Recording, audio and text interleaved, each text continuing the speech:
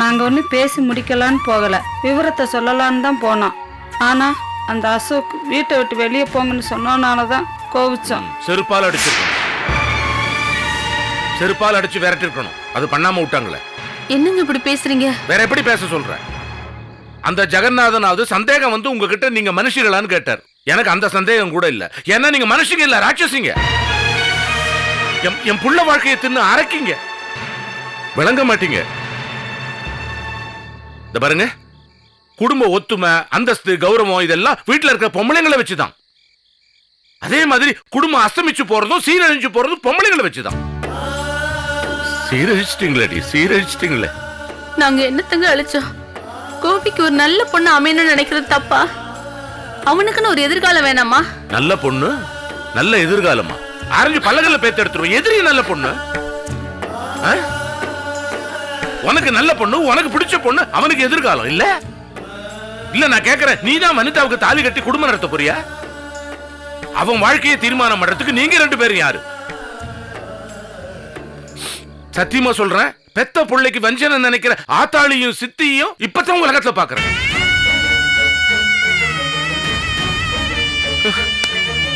இப்படி ஒரு கெட்டெண்ணம் படைச்சவ கூட இத்தனை வருஷம் வாழ்ந்திருக்கேன். கடவுளே, ஏங்க இப்படி புலம்புறீங்க? வனிதாவை கட்டிட்டா நம்ம பரமுக்கும் ரமேஷுக்கும். பொம்பளையா நீ? பொம்பளையா இல்ல பேயா? என்ன சுயநலையா? உனக்கு உன் குடும்பம், உன் புள்ள, இவங்கதான் நல்லா இருக்கணும். அதுக்கு என் புள்ள பலியாகணும் இல்ல? என்னங்க உங்க குடும்பம் எங்க குடும்பம் இப்படி பிரிச்சு பேசுறீங்க? அடிப்பாவி, எங்க ஒளிச்சு வச்சிருந்தது இந்த வஞ்சனைய? உங்களை எல்லாம் அரக்கி பிடாரின்னு சொல்றது பெரிய தப்பு. என்ன அதுங்க கோபிச்சுக்கும். குடும்பத்தை கெடுக்க வந்த சாத்தானுக்கு தான் நீங்க. எதுக்கு எதை கொக்கி போடுற நீ? போய் சொல்லு. இங்க ஒருத்தன் குடிய கெடுத்தாச்சு, என் தம்பி கிட்ட போய் சொல்லு, உங்க அண்ணங்கார குடும்பத்தையே பிரிக்க பாக்குறான்னு சொல்லு. ஒட்டுமொத்த குடும்பத்தையும் பிரிச்சு எரிஞ்சிடலாம். என்னங்க? என்னங்க? சிச்சி, தப்பு என்னது? உங்களை எல்லாம் சாதாரண பொம்பளைங்க நினைச்சேன் பாருனா, குடும்பத்து பொம்பளைங்க நினைச்சேனே, அதுக்கு நீங்க என்ன கொடுத்த செருப்படி. இந்த ஜென்மத்துக்கு போதும். இருந்திருந்து ஒண்ணு ஆசைப்பட்டான் என் புள்ள, அதுல மண்ணள்ளி போட்டீங்களே. கொதிக்குது, நெஞ்சு கொதிக்குது. ஏங்க இப்படி புலம்புறீங்க? எல்லாமே நடந்து முடிஞ்சு போச்சுல்ல. நடந்ததெல்லாம் கண்கூடா பாத்தீங்கல்ல. அந்த ஜெகநாதன் வந்து என்னென்ன பேசினாரு. இதுக்கப்புறம் நம்ம கோபி அந்த வீட்டுல கொடுக்கணுமா சொல்லுங்க? நீ சோறு தானே திங்குற? சுத்தி வளைச்சு திட்டம் போட்டு காயை நகர்த்தி காரியத்தை கச்சிதமா முடிச்சு போட்டு இப்ப என்ன குத்தம் சொல்றதுக்கு ஜெகநாதனை தேடுறியா நீ? எனக்கு வேணும். நான் மண்ண தப்புக்கு எனக்கு இதுவும் வேணும், இன்னமும் வேணும். நான் கேக்குறேன், உன் மகன் பாண்டி மகாவை தூக்கிட்டு போனானே, அதே மாதிரி கோபி மலரை தூக்கிட்டு போயிருந்தா இப்ப சேர்த்து வச்சிருப்பீங்கல்ல. இப்ப உனக்கு பாண்டி மகாவுக்கு புருஷன் ஆகணும். அப்ப கோபிக்கு மலரு யாரோ தலையெழுத்து, என் தலையெழுத்து.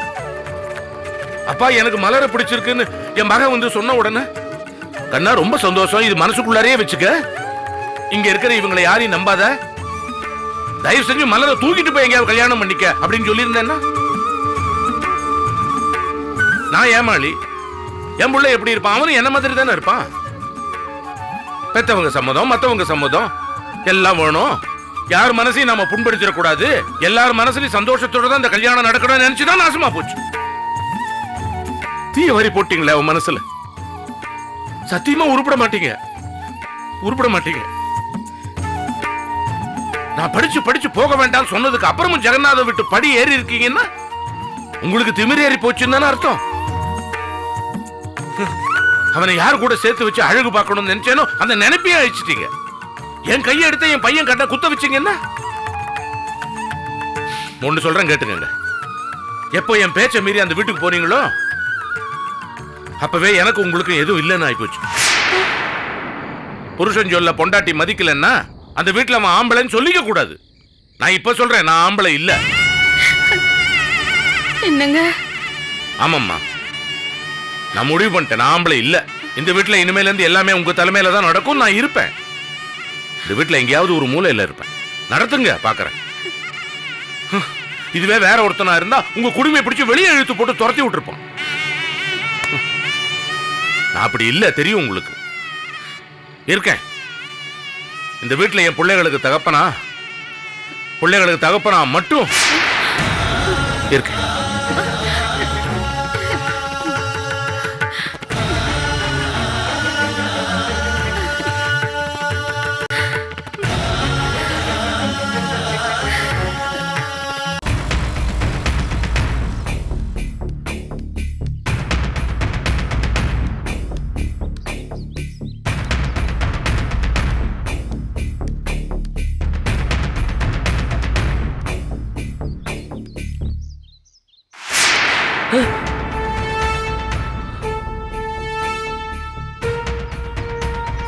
என்ன அட, என்ன மாப்பிள்ள அப்படி பாக்குற?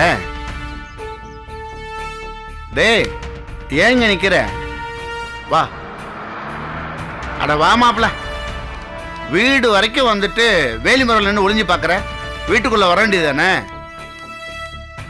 என்ன பஸ்ல வந்தியா?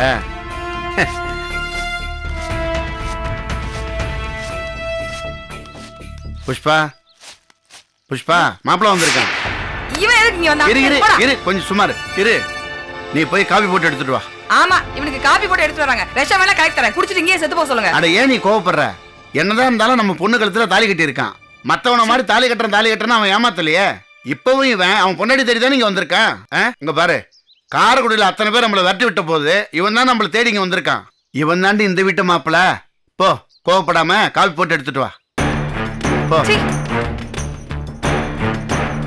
மாப்பிள்ள. ஏங்க நிக்கிற? வா, வீட்டுக்குள்ள வா. அட வா மாப்பிள்ள, வா, உள்ள வா. இப்படி உட்காரு. உட்காரு மாப்பிள்ள, சொல்றேன்ல, உட்காரு.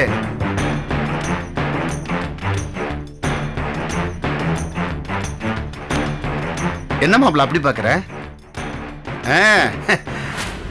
ஆமா மாப்பிள்ள, எது நல்லது எது கெட்டதுன்னு யோசிக்காம மூளை குழம்பு போயிருந்தேன். நான் புரிஞ்சிருக்கணும், மக பேச்ச நம்பிட்டேன். அன்னைக்கே நான் யோசனை பண்ணியிருந்தேன்னா எல்லாமே நல்லபடியா நடந்திருக்கும். ஆமா மாப்பிள்ள, நடந்ததெல்லாம் கொஞ்சம் யோசனை பண்ணி பாரு.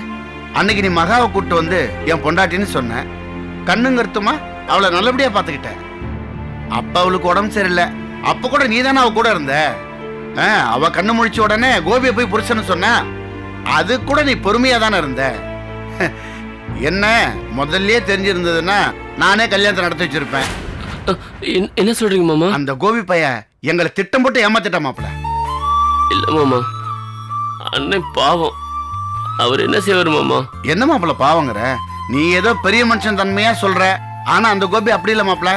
அன்னைக்கே அந்த ஈபி காரி தான் கல்யாணம் பண்ண சொல்லியிருந்தானா நானே உங்க கல்யாணத்தை நடத்தி வச்சிருப்பனே.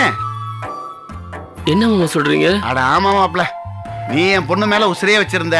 நான் அவ்வளவு தூரம் உன்னை கேவலமா பேசியும் நீ பிடிவாதமா இருந்த. என்ன பண்றது?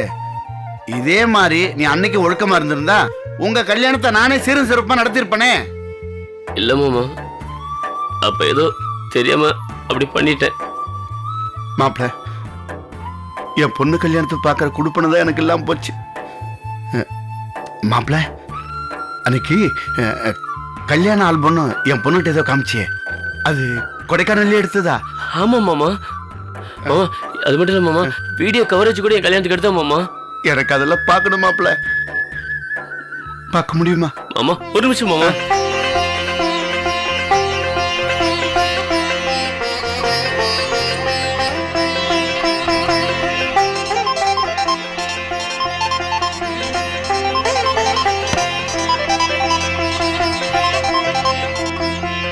ஹலோ அம்மா, நான் தான்மா பேசுறேன். எங்கடா சாப்பிடோட வராம எங்க போன? அம்மா, அது விடுமா, நான் இப்போ மாமா வீட்டுல இருக்கேம்மா. மாமா வீட்லயா? உனக்கு எந்த மாமாடா இருக்கான்? லூசு மாதிரி பேசாதம்மா, நான் இப்போ பெரியசோட மாமா வீட்டுல இருக்கேம்மா. ஏன்டா மறுபடியும் இப்படி ஏழ்ரை கூட்டிட்டு திரியிற? சும்மா வளராதம்மா, நீ நினைக்கிற மாதிரி எதுவுமே இல்ல. மாமா என்கிட்ட உட்காந்து எல்லாம் விவரமா பேசிட்டாரு. நீ கல்யாண நாள் பத்தி வீடியோ ஸ்டுடியோ உடனே நீங்க எடுத்துட்டு வர்ற. பெரியசுடன் மாமா பார்க்கணும் ரொம்ப ஆசைப்படுறாருமா. என்னடா சொல்ற? அந்த ஆளு நல்ல நாளே தில்லை நாயகன், இப்ப இது வேறயா? வேணாம் பாண்டி, அந்த ஆளு சதி பண்ணுவான். சும்மா திரும்ப திரும்ப அதே பேசலாமா?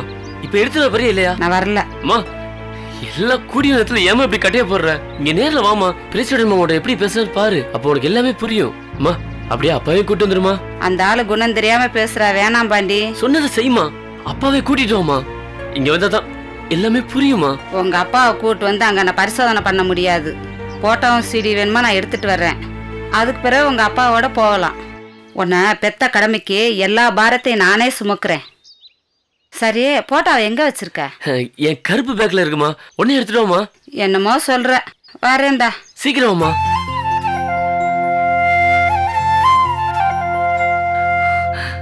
மாமா அம்மா கல்யாண பத்தி வீடியோ சிடியும் உடனே எடுத்துட்டு வராங்க மாமா. அப்படியா? ஆமா மாமா. ரொம்ப சந்தோஷம் மாப்ள. நான் கூட அவங்கள இஷ்டத்துக்கு பேசிட்டேன். அவங்க வந்த உடனே அவங்ககிட்ட மன்னிப்பு கேட்கணும். மாமா நீங்க இவ்வளவு சீக்கிரம் மாறுவீங்கன்னு நான் நினைச்சு கூட பார்க்கல மாமா. என்ன மாப்ள பண்றது? மாற வேண்டியதுக்கு மாறிதானே ஆகணும். நீ இங்கே இரு, நம்ம வீட்டுல சாப்பிட்டு தான் போகணும். என்ன, உட்கார். சரிங்க மாமா.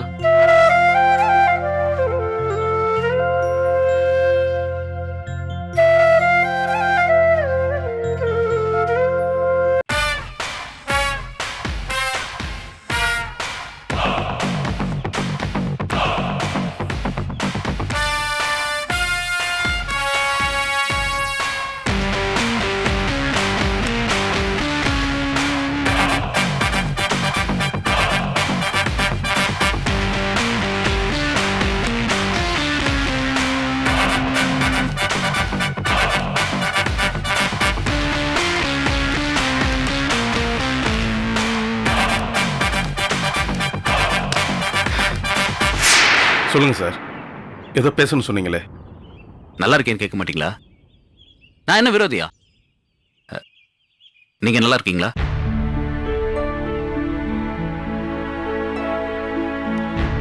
கோபி, பேச வேண்டியது சுருக்கமா பேசலாம் தான் நினைக்கிறேன்.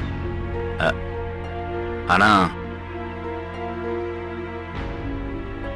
நான் முன்ன மாதிரி இல்ல கோபி, மாறிட்டேன்னு சொல்றதை விட திருந்திட்டேன்னு தான் சொல்லணும்.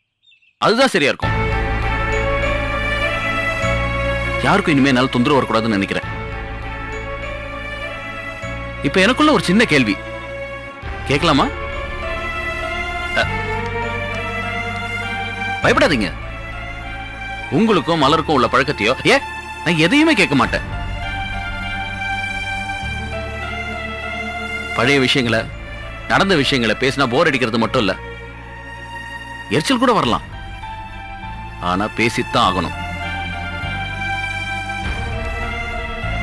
கோபி, மலருக்கும் எனக்கும் முதல்ல கல்யாணம் பேசினாங்க.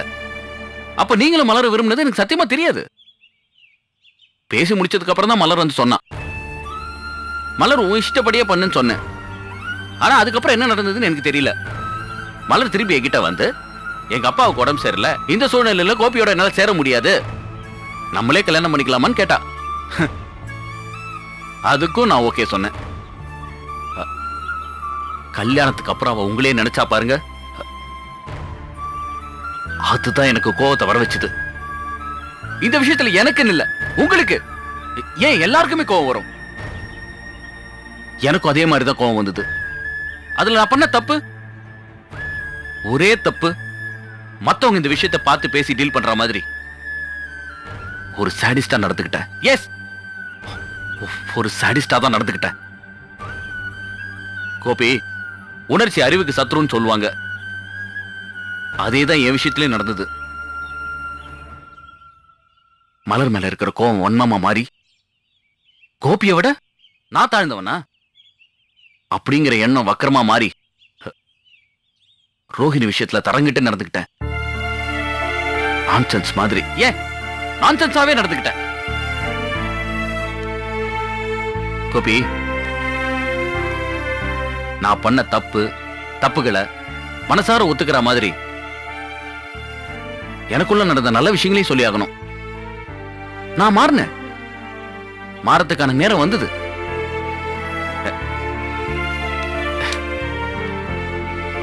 என் மலர் இன்னொருத்த நாசம் பண்ணணும்னு நினைச்ச போது நான் துடிச்சேன். எஸ் கோபி, நான் மனசால திருந்தின இடம் அதுதான். அதுக்கப்புறம் நான் முழு மனுஷனா மாறினேன். அதுக்கு நான் அந்த சங்கருக்கு தான் நன்றி சொல்லணும். ரோஹிணி விஷயத்துல நான் எப்படி நடந்துக்கிட்டேன்னு உங்களுக்கே தெரியும். அப்ப அங்கேயே கொடைக்கானல்ல நான் உறுதியா சொன்னேன், மலர் நான் இனிமே உன்னை டிஸ்டர்ப் பண்ண மாட்டேன்னு. இது வரைக்கும் நான் அவளை எந்த டிஸ்டர்பும் பண்ணல. இப்ப கூட அவங்க அண்ணன் அசோக் வந்து என் தங்கச்சி கிட்ட வந்து பேசுங்கன்னு சொன்னான். அதுக்காக தான் போய் பேசினேன். கோபி, நீங்களும் அழுத்தமா சொன்னீங்க, மாறுங்க கோகுல், நீங்க நல்லவரா மாறினா எல்லாமே நல்லபடியா நடக்கும்னு சொன்னீங்க. நானும் மாறினேன்.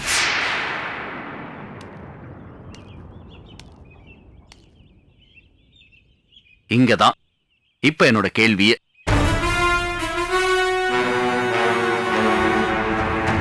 ஒரு தடவை தப்பு பண்ணவன் வாழ்க்கை பூரா தப்பு தான் பண்ணுவானா? தப்பு மட்டுமே தான் பண்ணுவானா? அவனுக்கு மனுஷனா மாற தகுதியே இல்லையா? திருந்தவனுக்கு மன்னிப்பே இல்லையா? தப்பு பண்ணா தண்டனை கொடுத்தீங்கல்ல, திருந்திருந்துக்குமா தண்டனை? உன்னை நம்ப மாட்டேங்கிறது தண்டனை இல்லையா? செஞ்ச தப்ப குத்தி கட்டிட்டு இருக்கிறது தண்டனை இல்லையா? அப்போ நான் திருந்தினதுக்கு என்ன வேல்யூ கோபி?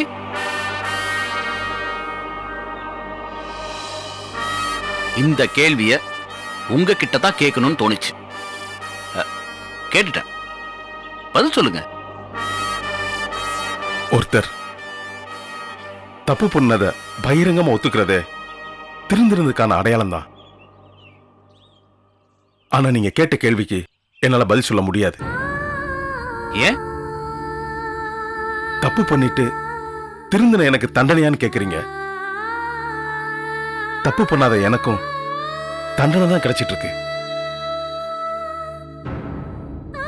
அந்த நிலைமையில தான் இருக்கேன் நான். ஓகே கோபி, உங்க பொசிஷன் என்னன்னு எனக்கு நல்லா தெரிஞ்சு போச்சு. Anyways, great job. உங்களுக்கு என்னோட வாழ்த்துக்கள். என்ன அப்படி பாக்குறீங்க? வாழ்த்துக்கள் ஏன் சொன்னா, உங்க வாழ்க்கைக்கு, உங்க காதலுக்கு, ஐ மீன் மலரோட உள்ள உங்க காதலுக்கு. சார், இப்ப என்ன நடந்துட்டு இருக்குன்னு தெரிஞ்சுதான் பேசுறீங்களா? நல்லாவே தெரியும் கோபி. உங்க அம்மா வச்சுட்டு மலர் வீட்டுக்கு வந்தது, மலர் உங்க அப்பா உங்க வீட்டுக்கு வந்து பேசினது எல்லாமே தெரியும். அப்புறம் ஆனாலும் உங்க காதல் ஜெயிக்கும்.